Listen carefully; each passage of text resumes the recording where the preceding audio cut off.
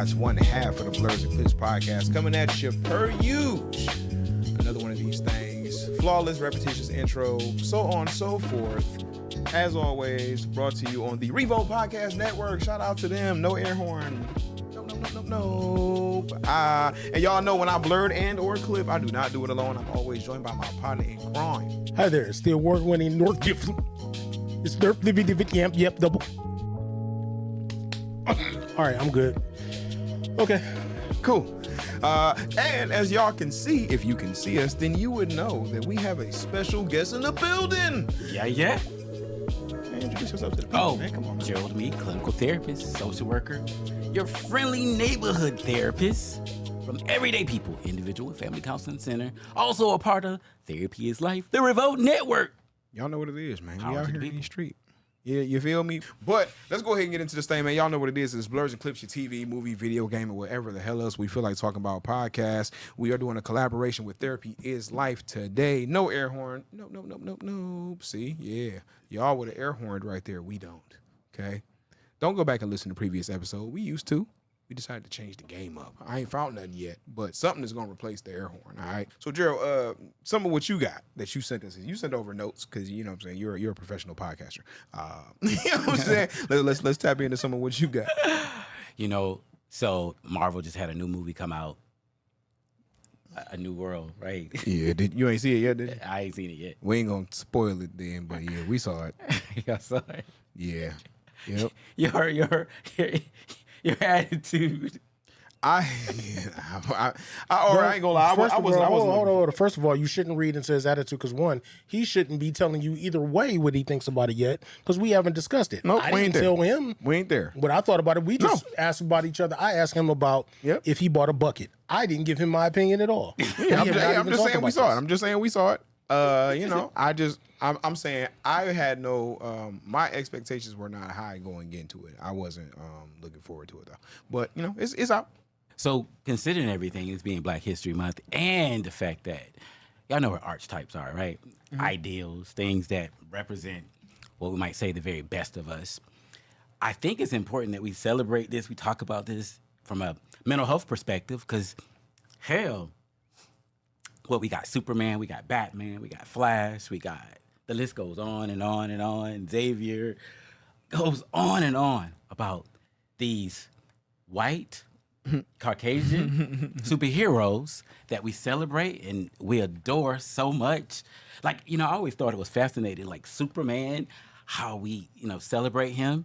And of course, his speed was associated with a Black man by the name of Jesse Owens, right? Mm-hmm. So, sitting here, fellas, I just been thinking about how important it is for us to like be able to connect with people, and particularly Black people and our own heroes. So, I just thought maybe we could have a little discussion, if possible, about some of these, man. And one of the first ones that came to mind was not in a comic book, was about a brother by the name of... Hold on. Before you go there, I just want to say, let you know, yes, I do understand archetypes. Definitely. I am an archetype. You know what this shirt is made out of, ladies?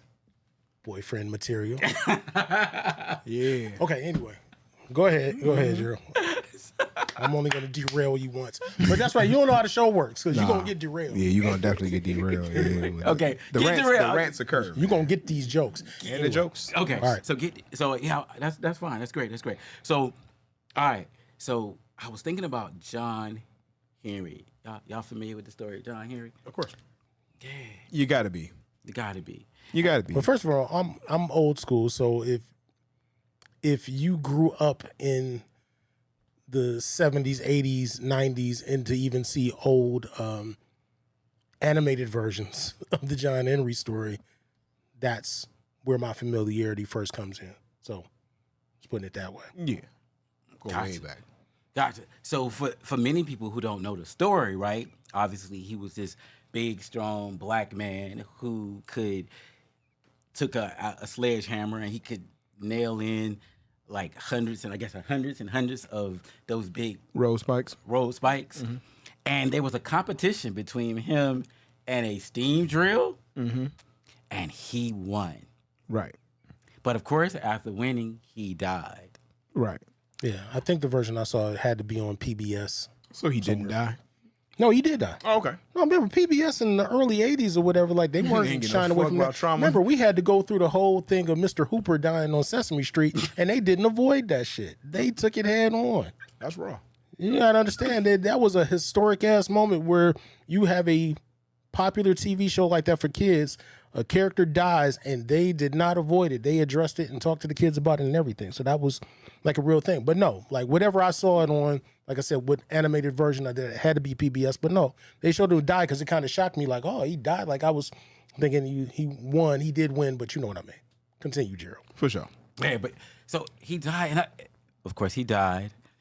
But I was just wondering because, like you said, he was one of those first Black heroes that you heard about in Black history and Black culture, and I wanted to get you guys' thoughts about what you thought about about him, because I thought he was Luke Cage before there was ever Luke Cage. No, I thought that was super dope back in the day. Just being a kid, because I got introduced to immediately to like animated versions. And then, of course, they done like some super shitty live action versions. As we come along, like they had the one pretty recently, which is like hard to even remember. I just remember it being ultra horrible, and it was like, oh, You talking about the one with Terry Crews? yes, I didn't see it, but yeah, it was terrible. But it's just like, what the fuck is this about? But yeah, I think that as a kid back then, I didn't even like thoughts of like race and all of that wasn't even really a really significant thing.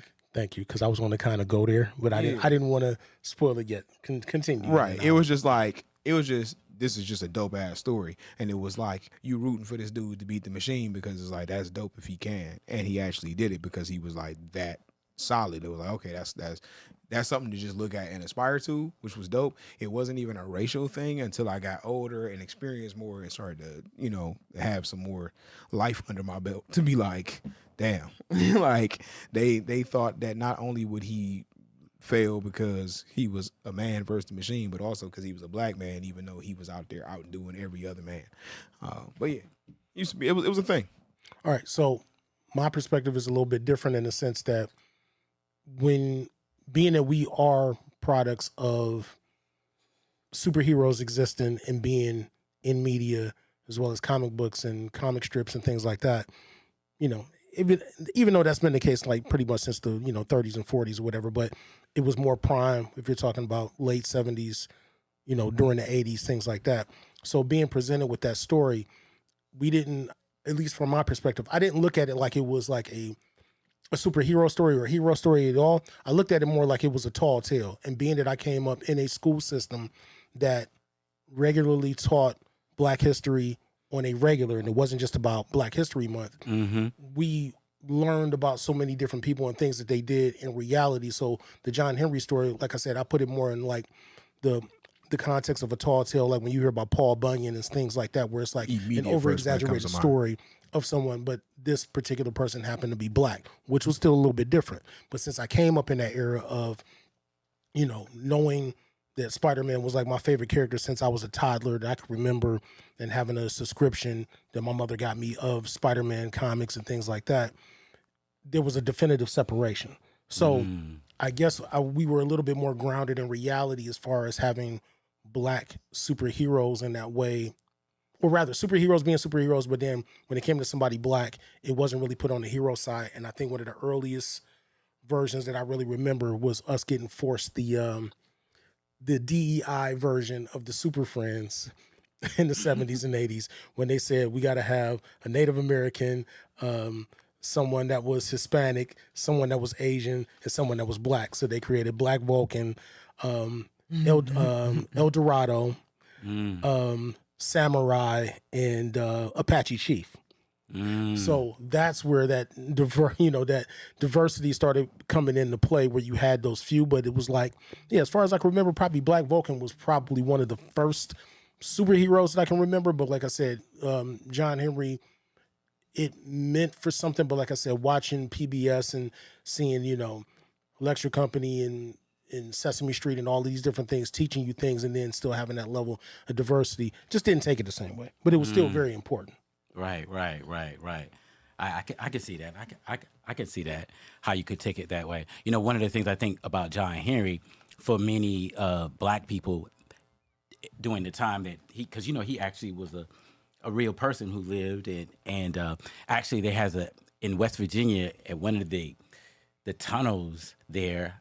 I can't think of the name of it right now, but there is a monument to John Henry's life. And actually, he at 19 years old, he went to prison.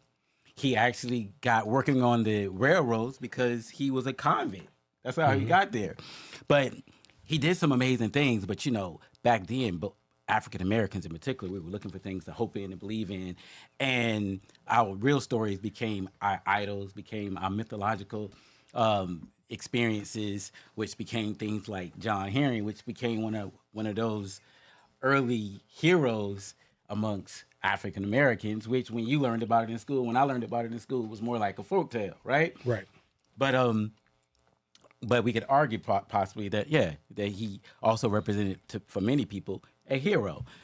But you know what? Move on a little farther, guys. I was reading. Speaking of comics, I recently heard about the Negro comics.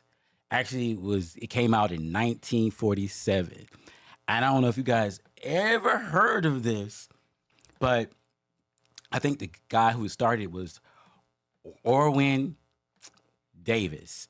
1947, he started the first ever black comic book, and the main character was named Lion Man. Not him. Never heard of it. Right. And check this out. He was a physicist, and his responsibility was to protect this uranium, not vibranium, but this uranium in Africa. Mm-hmm. I was gonna say the Golden Coast, but in Africa, uranium. Did he have lion powers or like? So he had lion powers and lion strength. So this book, there was 48 pages in this book. Of course, there were some other characters in the book. However, this was the only one edition of this comic. The reason why, because when they went to do the second edition, the publishers, the people who control all the paper and stuff, gave him a hard time, and he wasn't able to get the resources he needed to put out his second book. However, it's believed this was done directly to stop him, and some years after the fact, many white Caucasian writers started to write about black heroes. Now, I'm gonna tell you, when I heard this story and I saw him being in Africa and the whole idea of uranium and him protecting that, it made me feel and think about another very important black superhero. Are you going there with Black Panther? Is that what's next? Well, yeah, of course, but okay. But it felt like to me this is where Black Panther actually came from. I could be wrong. Oh, okay. I can see that. It was around first. I mean, it definitely is. Black There's possibilities. Hero, I mean, protecting uranium versus vibranium. First of all, I mean, regardless of the fact that people give Stan Lee a little bit too much credit, because I mean, he didn't necessarily create everything, and then just like even today, people that wrote for DC and for before it became Marvel Comics, Timely Comics, and all that, like they used to steal a lot of ideas from each other, going back and forth anyway. Right. No different than Superman being there first, and then you having people like Shazam or Captain Marvel, things like that. There's always been some pilfering going on, so it's not impossible at all. That would be on brand. And the one question I always have when I think about when you talk about Lion Man and how that origin goes, it's like, so how is a black man going to invent ice cream in hot ass Africa? Explain that. All right, little CB4 reference. Flyers and clips, people. This is what you tuned in for. Anyway, we out here. But no, continue. The Black Panther. It could have been, but I mean, again, whatever. Hey man, listen, it's that in what you call it? Kimba the White Lion. They stole the Lion King story. I'm not even hip. Crazy, bro. If you go look, it's like it's a Chinese. It's either Chinese or Japanese. It's one of the knees. Don't cancel us. but yeah. So they had there's a movie. It came out. Nigga, like I want to say like 70s, some shit like that. One of them, Spirited Away looking animation type joints, like some Studio Ghibli type looking shit. But it was called Kimba the White Lion, and it is literally almost beat for beat identical to Lion King.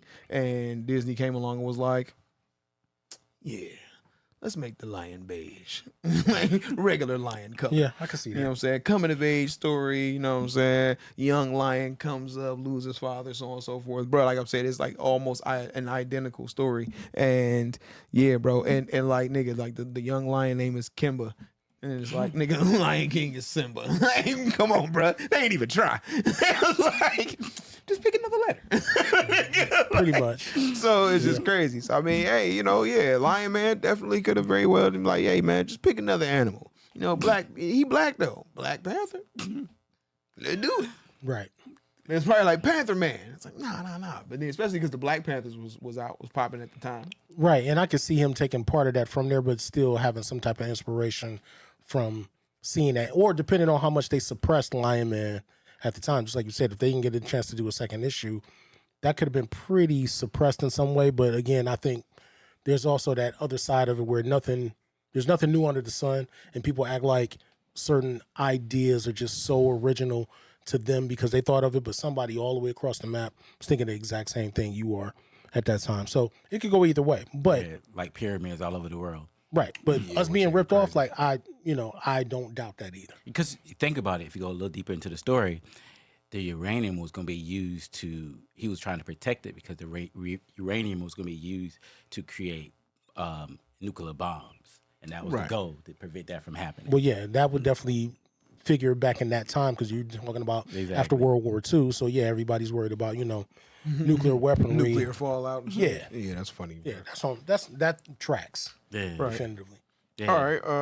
So, bro, go ahead. But so I was thinking, like, looking, like, a lot of us felt like Black Panther was, quote unquote, like the first black superhero movie ever. And in fact, I remember when it came out, man, it was like crazy. We already know that. We're going to the movie. Wait a minute. Who was saying this? Let me ask from your perspective. That's how a lot of people. I feel like that's how a lot of people like treated it. Yeah, well, no, that is how they treated it, but I just wanted to hear from like Gerald's perspective. Okay. We're deep entrenched in the geek side of it and the movie side of it. So I'm trying to ask from someone else's perspective. Like we take it for granted of thinking that just because we are anticipating going to see a movie that may be Marvel related, other people are not because they're not on that side of the thing where I don't want to diminish anybody, but just say like, you're the regular, average moviegoer kind of thing. So I want to know from your perspective, how is that what you saw that a lot of people were thinking like, oh yeah, Black Panther, the first, black superhero movie? Yeah. And so actually I got that impression. Actually, a number of things that I read, I felt like people just didn't know no better. Because obviously, I mean, I can jump into this as we talk about Black Panther and some of these other ones. I remember growing up, being very much aware of Spawn and being very much aware, of course, of Blade, like loving that. Right. Real life. Though. And I thought on some level, didn't Blade kind of like in a sense save DC at some point? That's Marvel. Don't get hurt. Don't get hurt here. Okay. Low-key, Blade is the savior of the comic book film genre. Low-key, like that came out and it's like it is, but it ain't. Yeah, I wouldn't say it is because we understand, like we all, especially now, know that it is a comic book property, it's a comic book film. But it was not treated or handled like a comic book movie in any way, shape, or form. It wasn't marketed as a comic book movie in any way, shape, or form. It was just a movie about a nigga with a bunch of leather on that killed the shit out of vampires and shit. And it starred Wesley Snipes, who everybody fuck with Wesley Snipes. So that was cool. But in all actuality, so it's more so just a dope movie. And because it wasn't so, blatantly about comics, that's what kind of makes the statement kind of false. Well, I think aside from that, what it really came down to, it was about it being taken serious. Because if you're looking at the track record, remember, you only had Batman and Robin the preceding year before that. And regardless of the fact that it was critically panned, it wasn't like those two Joel Schumacher Batman movies. They were not flops. Right. So They were just critically bad. right, and they were critically bad. But Blade was something that came that where for people that were jumping off of it saying like, oh, this is too campy and cheesy because Joel went that route almost kind of like it was the 60s Batman. It was something to take serious, and then you follow that up 2 years later with having an X-Men movie that also was taken serious. So now it was back on a different track where it's like, oh, you can do superhero movies and actually make them, be taken serious and look at it as adult fare and not just for kids. Right. So I can see that. But yeah, definitely, I guess it's arguable because, Marvel had a lot of financial problems during those period of years. And DC didn't because since they were always for so long owned by Warner Brothers, they were never really in jeopardy Right. of having an issue. So And like as far back as you can think, almost no matter who you are, they animated shit always popped. right. Like we had Batman the animated series. Mm-hmm. Then they even had we had spin-off joints. They had a Superman show. They had a Superman animated series. Mm-hmm. You had Justice League series. You had even spin-off joints when I was a teenager. There was the Static Shock cartoon. Like we all messed with Static Shock when I was a teenager. Black superhero. Static. Yeah. I read about him. Yeah, but that's somebody else to get into through the course of the episode. But yeah, for sure. Shout out to DC Dwayne McDuffie. Right. Bro, it's such the Threads push for a Static Shock movie is so aggressive right now. Oh, for real? I don't think it's gonna happen. But it is interesting to see it. I don't know. Given James Gunn, he may find a way to actually make that make sense to come out with it and kind of do it justice. I could see him doing something like that. I low-key could too. I would just hope that. Not him directing it per se. I guess we just gonna see. But just his direction with this universe as a whole. Right. That's what I'm saying. We gonna see how it all come together. And Superman is up first though. So I gotta admit, I love doing this collab with you guys. Such movie geeks. yeah. I don't know if you knew that we had a podcast that's on Revolt. Shout out to a little company. You feel me? But seriously, with saying that, like the Black Panther thing, did you see it seemed like it? Do you think because it was Marvel, of course, Black Panther is Marvel, and at the time they was doing so well with the hero movies, it just felt like there was this vibe out there, like this has never happened before. This is the first real black hero, and go ahead. I don't see it that way. I'll tell you like this. So not to cut you off. What I look at it as is that it's not that. It has everything to do with Marvel and the MCU. But what it is that when you had movies preceding it, being that with New Line Cinema doing Blade, and I was still on the lower rung of, let me go back. Spawn first. Spawn being even more indie than that, and I think Spawn cost at the time maybe 75 or 50 million to make. That's still on the lower side of budget. Then when you have something like Blade, and Blade making as much money as it did for the smaller budget it had, that's one thing. Then you have other failures like Steel, even though it was more of a comedy. When you have Meteor Man and and Robert Townsend. Blank Man. Well, I don't count Blank Man, but because it's not a real. You know what? I guess if I'm gonna count Meteor Man, I guess I gotta count Blank Man. That's what I'm saying. But I guess the only reason why I don't is because Meteor Man was still trying to be taken a little bit more serious. Like Blank Man was just a bumbling guy that just, again, it's all about preference. I don't have the affinity for Blank Man the way a lot of people do. Meteor Man ain't even have a sidekick, bro. It ain't about who has to have a sidekick. Does Spider-Man got a sidekick? I'm just saying, You just played yourself for saying that. Don't do He that. had J5. But nonetheless, and whatever his brother and the other guy. So Right. you gonna go past the J5? Come on, bro. The other guy. But anyway, no, that has nothing to do with nothing. That was more parody than anything else. Like I said, at least Robert Townsend was meaning well with what he was trying to do. My point is, getting back on track, those are lower budget things that even whether successful or they flopped, they weren't taken as serious. When you started to have the MCU come in 2008, and you get back to back to back to back hits where they're doing hundreds of millions of dollars and or hitting the billion mark, and then to throw Black Panther in the midst of this while they're in the crux of them making so much money, The fan base that was already there for the MCU, plus all these additional black people that were so happy to see a real big budget black superhero movie is what added to all of that. That's why it was some extra fervor there, because this was like, you can't shit on this one because this has everything that any other white superhero movie would have at that time. Big budget, big cast, taken serious, and throwing it all into that. Then that's why it did what it did. Now, he and I will admit to tell you after the fact, it's like, it really wasn't that great. But at the time, though, I understood, especially because it seemed like Marvel could do no wrong with the movies that they were putting out. So, but yeah, it was good to see that, hey, we got a real black superhero with a real budget behind him. It stands the chance of making quite some money at the box office, and it did do over $1 billion. So it's like, yeah, that looks great on us. And for the future, saying you can have a black-led superhero that could really make some money.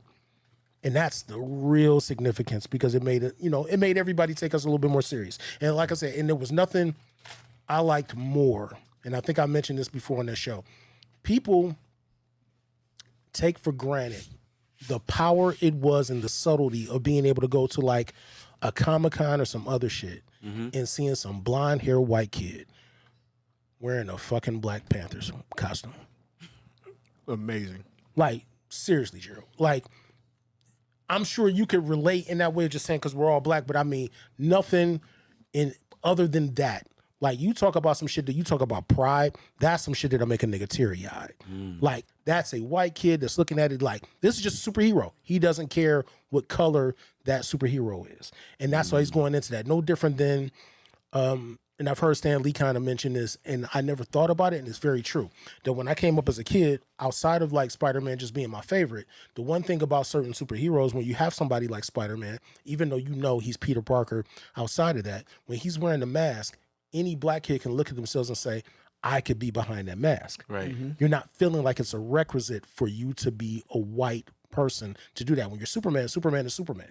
You can try to be a black Superman, but you're not Superman because you see that white alien there representing who that was. But Spider-Man, you could be anybody in that suit and do it. But bringing Black Panther to the forefront in that way and making him, a high tier, like A tier character, phenomenal. Right. For us. And not only was it obviously him being the black man in this particular position, but also the way it presented black culture, the whole idea of black culture, African culture. It had this rich, positive vibe to it. They played it smart. Technology. Black cast, black writers, black director. Obviously, you got, like I said, you got to have, black stars. Is saying it's still ultimately fed into their white story. You know what I'm saying? But it also gave us minimal. Like that's like, and that's why we say, like, when you look back at it, it's not that great. No Diddy, but when you consider what it is in that movie, and you talk about this super, super, extremely advanced culture and civilization and so on and so forth, when you go back and watch the movie, there's literally only like one scene in the streets of Wakanda, and it's like a regular poor African like media, like, perception of a city. It's just him walking through the streets and people just like selling dashikis and shit in little shops on the corner while he talked to Lupita Nyong'o's character. And I'm like, this is supposed to be the most advanced niggas in the world. And I get it, but this doesn't feel like the most advanced niggas in the world. Yeah, I get you, but I think they were trying to have. I'm not a movie person, but I think they was trying to have a balance between here's the technology and here's the that, but at the same time we still rooted in some of our basic, life beliefs and attitudes, and we're okay with that.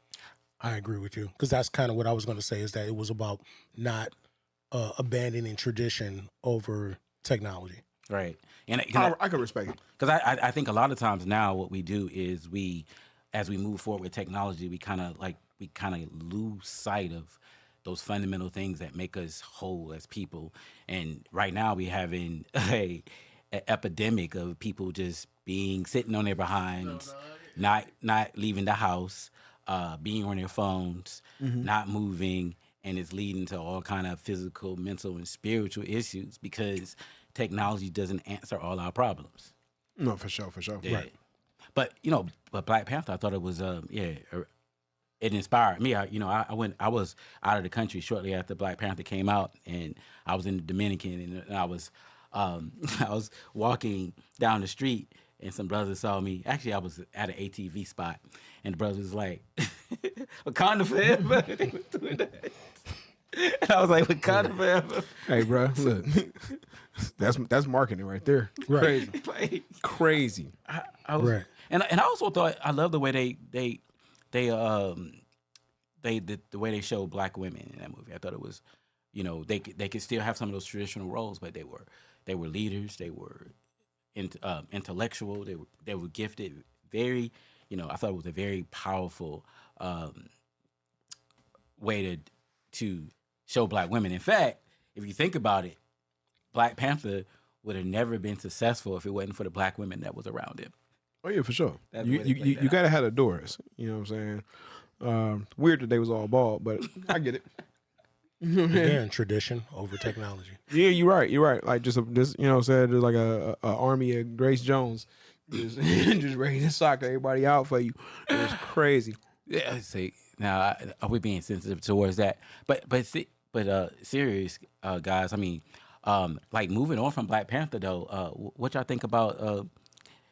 I didn't know this. I learned this later in life too. That Green Lantern started out being a first portrayed by a black man. Is that correct? No.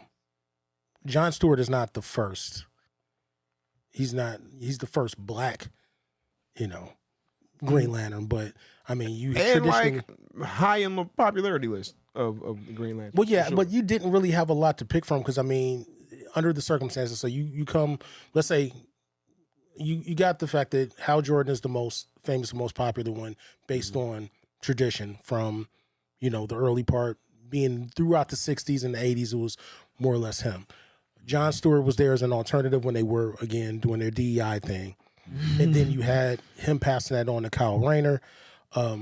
Guy Gardner was always around, but Guy Gardner was always kind of like a joke version in a way. Because he was always kind of like a punching bag for people, but he was all around and everything still during the 80s and things like that. So, but like I said, as far as significance goes, at this point, John Stewart is definitely probably the second most popular or famous Green Lantern, aside from Hal Jordan. But at this point, I remember it was a big thing, especially during late 80s and during the 90s when, they brought up Kyle Rayner, right? And like, you never hear anybody bring up Kyle Rayner now. Never. But from that perspective, he's one of those first ones. He's kind of like, I guess in a way we could almost say like, he's like the first Miles Morales in a way for somebody that had the same title. Right, black version of. Right, and then eventually sunk in to the point where it's like, nah, he's synonymous with being that. It's not about he's the black Green Lantern. Like, no, he's a Green Lantern. Yeah. Like Miles Morales now has made it to that point of saying, yeah, he's a Spider-Man. He's not just a black Spider-Man, even though people are going to keep saying that. But I mean, it took some time for it to be like, Miles Morales is here. There's no need to debate it. He's also Spider-Man. Right. Exactly. So especially with the Spider-Verse movies. Right. Yeah, and those help solidify him by it's like all means after that point. The Spider-Verse movies definitively put him on the map with the quality that it gave him. That's why I say it's always a mix between you can have a certain pride and you could take a lot of that diversity things and it could mean a lot of nothing, but if you put a whole lot of quality on top of that, it makes it more palatable for most people to actually accept in a way that they wouldn't, where if it was trash, they would say, well, see, that's why it was trash, because you did that version. But when you make a good version, it's almost undeniable. Exactly. So, but yeah, in that sense, like I said, with, Hal Jordan going to John Stewart, John Stewart was a little bit more solidified with the fact that once the Justice League cartoon came out in the 90s, then that really put him more of in a place where people got to see him on a successful, good show, animated show where it's like, okay, he's Green Lantern. I'm cool with that. You can bring back Hal Jordan for other stories and things like that, but when you see Jon Stewart, you don't go, why is this guy here? Right. It's never that. So kind of going into like, I don't know if you were doing this and I didn't want to get ahead of myself, but I'm going to do it anyway. It's kind of like when I talked about the Black Panther thing and even like the how with the Jon Stewart thing. When you talk about that in reference to us being black and you talk about mental health or how does that make us feel with certain levels of pride and things like that, that's where it does help with that. For obviously for kids nowadays, being younger than us, that we didn't have the same outlet for that.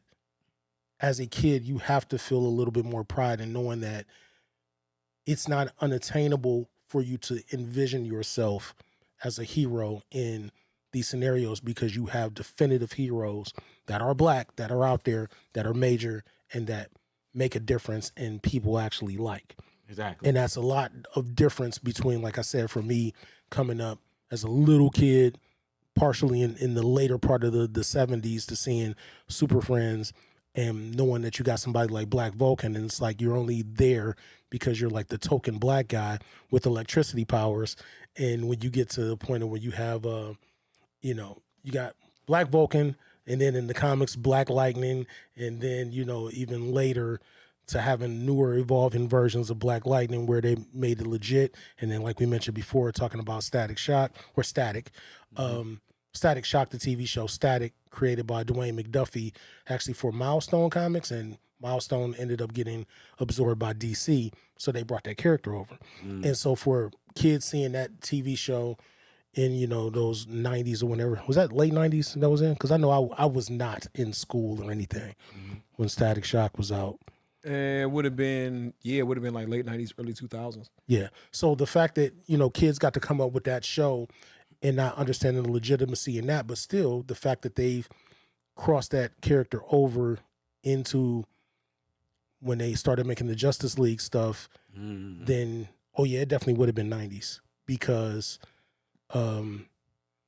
Justice League and Justice League Unlimited was like very early 2000s, and they actually crossed the grown version of Static into those. So, you're right. So it definitely would have been in that time period. So go ahead. I'm sorry. So just the fact that they did these things, like I said, for kids to feel better about themselves, to be able to see, like, there's somebody that look just like me or somebody that I know that they look like that are represented there where it's not everybody's white. And unfortunately, that's the problem with white people that inherently are like racist to the core that don't understand that, where it's like, why they always got to put this black person in there? They got to change the race. It's like, it's not about it. It's unrealistic being that you go out here and you see more than just white faces. So it's not like they're taking anything from you. It's just about having that representation, which again makes you feel better, your self-esteem to deal with, having those representations. Yeah, you know what? I want to tackle that, but I'm gonna hold off on a little bit. But I wanted, since you brought up Static and Black Lightning, and I thought I want to talk about a female here if we could. Okay. Talk about Storm. And Storm also, you're right, because in that way of Storm being also my earlier adopter, being that she got put out there in the 70s when they started the all new Giant X-Men, when they introduced Wolverine being on the team and Colossus and stuff like that. So she is also somebody that's been around for like, the better part of 50 years at this point. And I know sometimes we take it for granted or it doesn't seem like it, but she's really been around that long, because I do believe that new X-Men started in either 72 or 73. So she's been around for more than 50 years. So even for women, but even still a little bit more, I don't know if I want to say like just a little bit more fringe, because of the fact that she's there on the X-Men team, but she did have a African origin to her that sometimes for some Americans at least, they may not relate as much. Hey, but when I see her, I know, amazing, powerful character, and she seems to be like that serious woman that's just like all about business. Don't get in my way. I need this what needs to happen in this situation. Right. She comes off like that, which reminds me of a lot of black women in my life. No, for sure. First, I just wanted to say that Storm is important to the black community because she can control the waves without a do-rag. Now, beyond that, you feel me? But Storm, Miles, who else did we talk about? Static, and Black Lightning. Why do so many black heroes have lightning powers?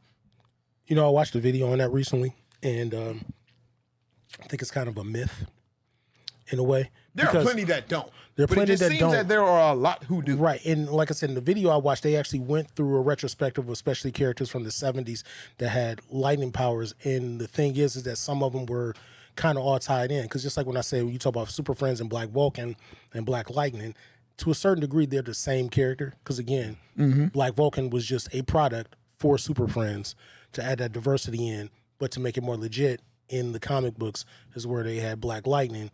And so it seems like there's a running thread, but it's a little bit more exaggerated than what it is. I wish I had the points of contention on that a little bit more, but like I said, once I watched the video, it was like, that kind of makes more sense that For sure. it's really more blown out of proportion than what it really is.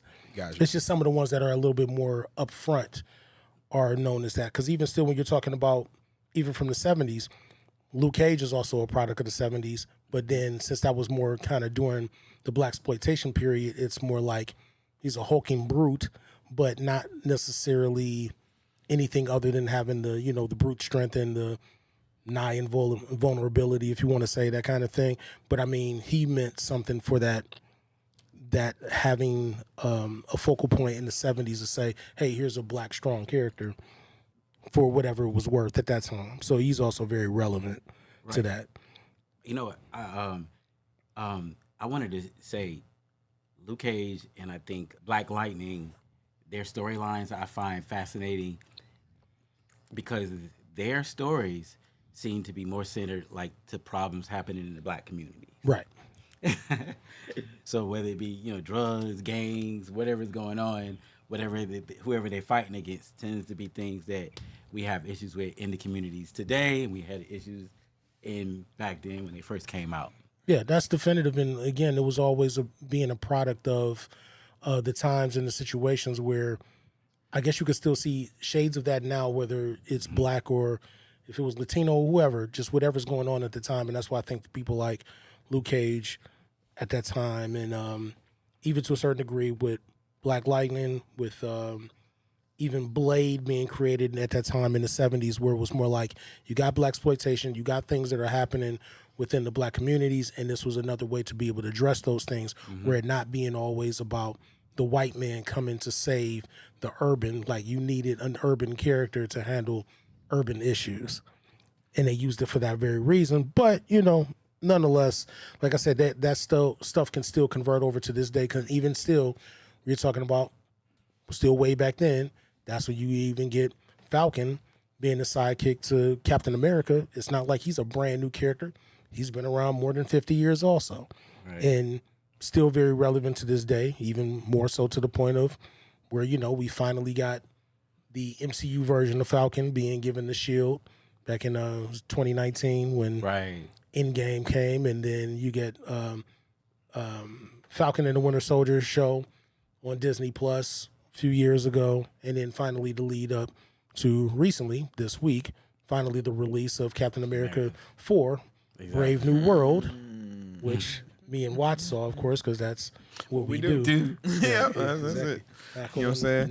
Just like overall therapy is life, you know what I'm saying? Thinking, feeling, and experiencing well-being is what we do. You know what I'm saying? And you know, I haven't seen it yet. I actually want to try to go see it yesterday, but I just ain't had time. Are you caught up on all the rest of the Marvel movies? Yeah, I'm caught up on all the rest of the Marvel movies. That's what I'm about to say. That's what's going to be very important to whether or not you should watch this movie or not. Yeah. But I did feel like, okay, so now this, and I think I asked you a few weeks ago, is it canon that a black man becomes Captain America? He is Captain America in the comics right now. Yeah, in the comic books, that's why like certain people that know better don't understand the outrage of people being like, well, why did he get the shield? It should have been Bucky. Both of them at some point were given the shield and became Captain America. It didn't make any sense for Bucky to get the shield directly after that point, being that he just freshly woke up from his assassin coma Yeah. and had no redemption arc to be like, why should he be the Captain America? Like, so if they did it at let's say if they did it at a later point after Thunderbolts comes out, I think that would be fine. If he's had his full redemption arc to be like, we know he's not crazy, he's a sound mind, he's, whatever, that would be one thing. But it's not as if Falcon wasn't made Captain America years ago, and people are acting like this is brand new.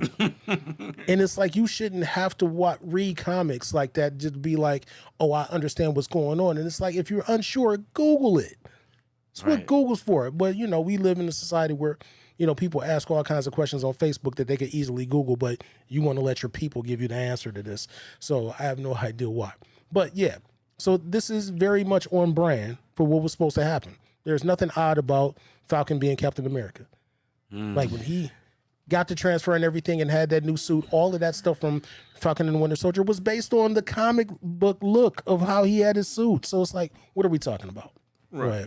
And then like you remember what year was Winter Soldier? Winter Soldier was 14. Okay, cool. So like in low key, the Marvel timeline was like accurate to our timeline up until the blip, and then they jumped 5 years. Right. But so with that being said, though, you said that was 14. Yep. Okay, so 14 that would make 11, this 14, 16. right. So that would mean that technically in canon, it has been like 15 years that Bucky has been, you know what I'm saying? Like has been Right. So it's like, come on. You know what I'm saying? And you can't say that, because then you still have to go, well, I guess it is still, if you're gonna say about it, it's still close to 15. But if you go 2016 for Civil War, he still wasn't then. For sure. Because he still was off the handle until they took care of that. So you could still say there's shades of that. He ain't recovered yet. And actually, I probably wouldn't even give him the real credit of saying he wasn't recovered until after he spent that last bit of time in Wakanda. But that was at the end of that was at the end of Black Panther, which was 2018. 18? Yep. So 18 though, I mean that's still a decent chunk of time though. You could say it's a decade, but even still, it ain't 15 yet. You know what I'm saying? A decade without assassinating nobody when you've been an assassin for 100 years. I feel like you know what I'm saying? That's pretty, not a long. you know what I'm saying? I mean, it's not a long time comparatively, but it's like, but when you've been murking people for 100 years straight, and then you have a 10-year stretch of not murking people, that seems good. You know what? That leads me to a really good question. You've been talking about this a lot, DEI, and I know. So we could take some people would argue that Bucky, who was assassin for over 100 years, should be Captain America, where Sam, on the other hand, the Falcon, why should he be the Captain America? Because obviously he's more prepared for the job. However, some people would say, nah. That Sam got it on DEI. Sam got it on DEI. And by the way, That's funny. funny. What do y'all? What do y'all think about this whole idea of DEI? What's your thoughts on it? I don't know what kind of question that is for two black men. You feel me? Yeah, it's just like, if we were white, I could understand you kind of asking that, but it's like, Yeah, I mean, come you on, know bro, what I'm what am I saying? supposed to say? We're all for diversity and equity and inclusion at the same time. Like, yeah, we live a life of that. It ain't like, Yeah, you feel me? Like, yeah. It's definitely an unfair question, because again, you can't. I think for most black people that I know of, we live a life of diversity with all kinds of friends of races, creeds, genders, and all that. And then it's like, it's only either uneducated white people or white people with money that don't want to see the tides turn, that have an issue with DEI. So I think that. Obviously, I'm a therapist and I am a black man. I think let me start off by saying it like this. You only need to have rules for the lawless. You don't need rules for people who really get what something is. So I may have to have rules for you not to steal, right? Because you might steal a brother blind. So I need rules for you. Maybe I don't need that rule for you. You just have this empathetic sense about you where you like, nah, I'm not gonna steal from Gerald because that's my boy. He'll feel bad. Right. But some people need rules for them to do the right thing. And I feel like DEI shouldn't have to exist, but it exists because people don't know how to do the right thing. And so what I mean is you'll go to an office space or even a movie like Captain America and Bucky would be the Captain America because we don't want to do the right thing because the right thing would say that Sam would be Captain America, but we always want to feel, not always, but maybe a lot of times we want to feel like and we want to act like when somebody from a diverse background gets the position that they were not qualified for it. But that idea is based on prejudice and stereotypes. And because you think that, we need these rules because you wouldn't give us a chance if it wasn't for those rules. Now, here's another part about that. If it wasn't relevant or important, you wouldn't say anything about it. Why? Because you would assume, because you believe in the abilities and skills of those diverse people to do their jobs, you would assume they're doing their jobs right. They're busting their butt. And matter of fact, most of us, when we're good at something, we're probably 2 or 3 or 4 times hardworking than other people that might be doing the same stuff because we feel like we have to do that. But my point is, they wouldn't see it because they would just see us as hard workers trying to take care of our business. But because they assume that we got where we got because somebody just gave us an opportunity and not because we wouldn't have got the opportunity if they didn't give us that opportunity. That's why we had the problem we have with DEI. It's because people don't want to believe in our abilities. I said that too long, didn't I? No. But did it make sense to you? Yeah. So look, but the other thing you point you made, we was talking earlier about what does this mean for Black people, for Black children seeing like Black superheroes. You know, when I thought about this, I thought about what does it mean every time I woke up, or every time I went to church, or every time I went to Catholic school and I saw a white Jesus. Every time I saw a white president, every time I was taught that important figures in history were white. When I wasn't learning that Benjamin Banneker actually was the architect who put the city of DC together. I wasn't learning about Dr. Charles Drew. I wasn't learning about y'all ever heard about John Wesley Donaldson? A cold baseball player who was tearing it up in the early 1900s. I wasn't learning about people like him. Well, I wasn't learning about Oleano Equiano and John Henry. These Black heroes or these superheroes represent something like what you was talking about earlier. People who look like us, who we can aspire to be because we are more connected with them. And when you take them out of the equation, it makes it harder for us to feel good because when I talked about Jesus, you know, we've embraced him, but to see your Savior in the same image of the persons or people who oppressed you, that has to be a psychological barrier to your physical, emotional, and spiritual well-being. Factual. So when we see people that look like us, who are archetypes or just good people like Martin Luther King or Angela Davis, we can celebrate that and they can esteem us I feel to be, you know, to do a lot better. But when we don't get that at all, we got to see like Tarzan and Zorro. I get it. What is that saying for us? I'm sorry, I'm talking too much. Swear. No. You good? Please, 8-pound, 6-ounce white baby Jesus. Sweet little Please white baby Jesus. forgive this man for what he has said. he knows not what he says. And I so praise you, white Jesus. And please understand that he knows not what he does. And I know you have the power to forgive. And please, baby, white Jesus, please just understand this Negro and understand that he will find his place at your side at the gates of heaven, licking boots. Okay. Because, Praise Jesus. okay. I mean, multicultural Jesus at that.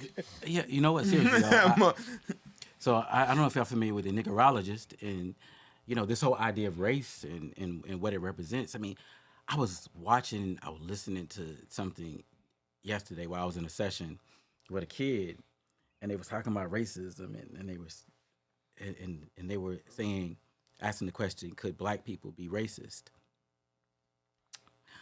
And then the kid asked me, can black people be racist? And I thought about it, and I said, black people can be racist, but you have to understand, in order to truly be racist, you must have power. You can be prejudiced. I can be prejudiced. I could not like something about somebody all day long. Way easier to be prejudiced than racist for us. Yes. Well, yeah, and that's the thing. I mean, it's black people can be racist, just like if it's a white man and like 5 black dudes, and that white man is trapped, and you have the power to whip his ass unflinchingly just because he's white. Yeah, that's being racist. So yeah, it's all about power dynamics.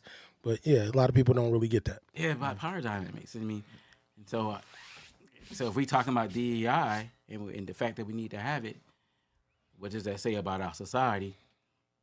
If we're concerned about it, what does that say about our society? We live in America. Right.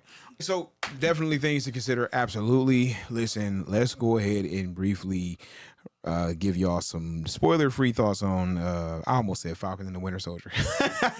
on Black in America. Brave Marvel executives. Brave New World Order. Right, you feel me? Listen, for me, I maybe because I already was going into this thing not expecting it to be great. Nope, realistically, if I expected it not to be great and then it was like even, you know what I'm saying, solid for real, then I probably would have came out like, all right. But I came out like, it happened. Right. Okay. So I did not expect anything great out of this either. I was hoping for the best. I could fully understand why all of the marketing was pushed toward the Red Hulk thing, because without it, there wouldn't have been much to get you to come see this. There was nothing there, bro. So, yeah, for people that have watched all of the MCU stuff thus far, is it necessary? To a certain degree. It doesn't really tie up some things as much as it connects a few things. But it's like I heard, was it Christian Harloff who said when he did his out of the theater review, he said, it's fine. It's just that. Yeah. It's not the worst. It's nowhere near the best. I wasn't mad at it when I watched it, but I didn't run away from it going like, oh man, this is awesome. It was just another, it could have been more episodes of Falcon and the Winter Soldier. In real life, it really could have been, I guess. All right, so ranking it, is it the worst or the second worst Captain America movie?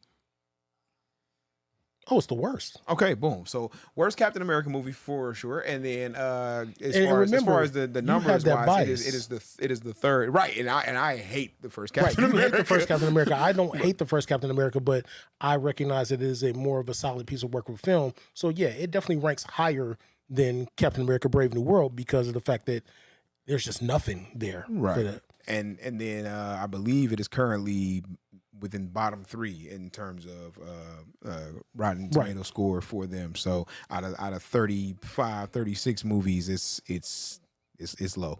But hey, listen, y'all go and judge for yourself. You know what I'm saying? But as I said, also when you're 35 or 36 when you're 33 out of say 35 movies from Rotten Tomatoes as far as MCU goes, and the majority of those movies are either good to great, that's really not terrible. Oh yeah, because nobody has a streak like that. Been high. Yeah, standard has been very high, and like even it's like being like one of the worst players on the NBA team. It's like you're still in the NBA though. Right, you're still on the team. You still may have helped score a point or two, but yeah, you're not the star of the team. But the NBA on potential.